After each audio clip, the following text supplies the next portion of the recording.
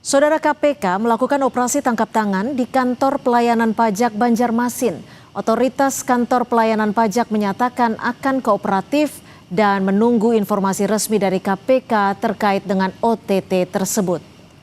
Kantor pelayanan pajak Madya Banjarmasin mendadak menjadi perhatian pasca tim Satgas KPK melakukan operasi tangkap tangan. Sejumlah pihak dikabarkan diamankan tim penyidik KPK. PLT Kabid P2 Humas Kanwil DJP Kalselteng Triwibowo membenarkan operasi tersebut dan masih menunggu keterangan resmi dari KPK. Ia pun menambahkan KPP Madya Banjarmasin akan kooperatif dengan proses hukum yang tengah berjalan.